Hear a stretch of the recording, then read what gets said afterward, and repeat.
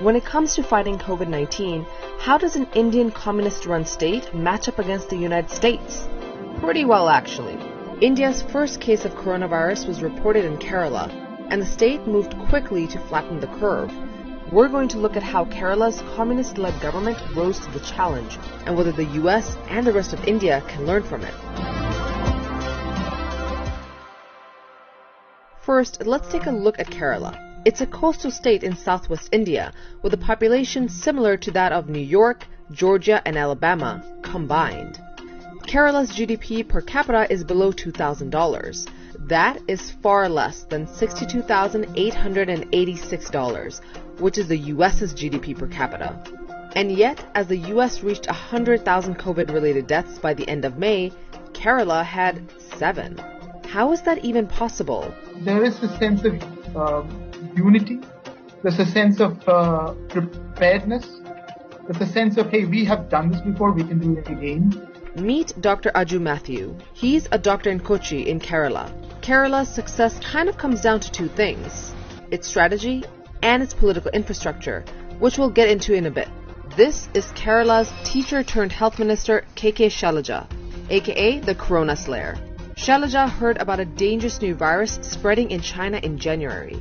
So what did she do? She assembled a rapid response team, and Kerala adopted the trace, test, and treat protocol before it even got its first coronavirus case.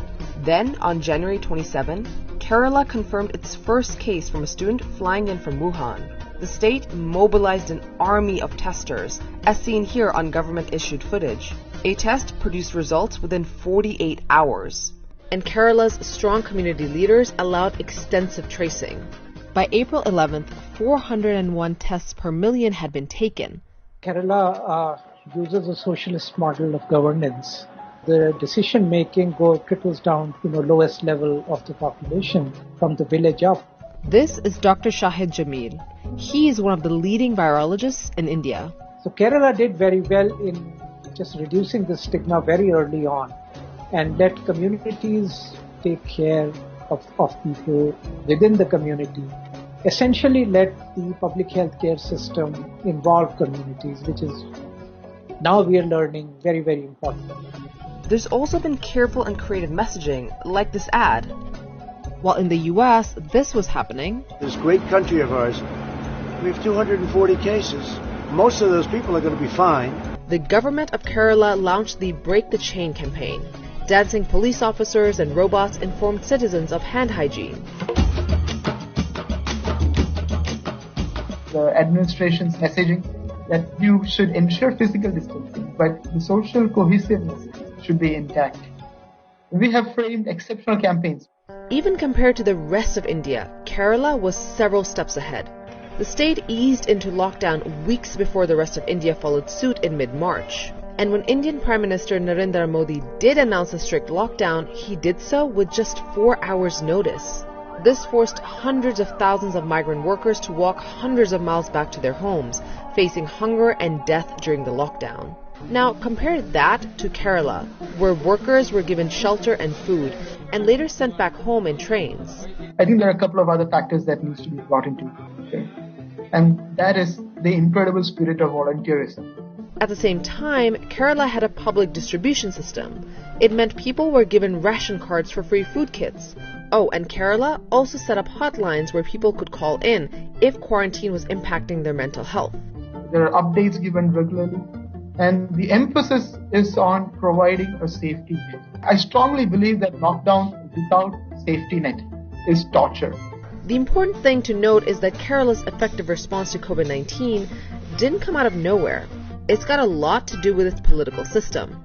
For decades, Kerala's communists have been regularly voted into power. They and other left-wing governments have invested heavily in education and healthcare. For example, while Kerala spent 6.5% of its state GDP on healthcare, the whole of India spent just over 1% of its GDP on public health. Oh, and by the way, the state also has one of the lowest rates of poverty in India. This cannot be built in a few months. It requires decades of empowering communities, empowering people, the population with literacy. The state also has the highest literacy rate in India at 94%. High literacy means people knew which sources of information to trust. There is no Kerala model without high literacy. I think there is a very good scientifically inclined population in Kerala who are willing to listen to the administration. In the US, there seemed to be a disconnect between what the president was saying and what leading health officials were saying. The most important thing that anyone anywhere can learn is that the messaging has to be absolutely clear. It doesn't help when the public health expert is saying one thing and the leader of the country standing right by him is saying something else. And then there's learning from history. The state's preparedness comes partly from dealing with the Nipah virus outbreak in 2018.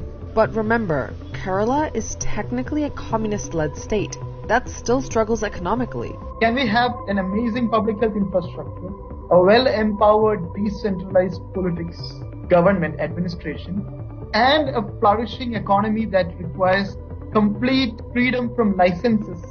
It's a fine balance. But still, the rest of India could learn something from Kerala. The country is now opening back up despite cases still soaring, overwhelmed hospitals, and low rates of testing.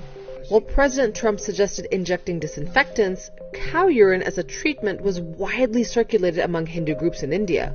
And as Asian Americans in the US faced racist attacks, Indian Muslims were also attacked and blamed for being virus carriers under Modi's Hindu nationalist government.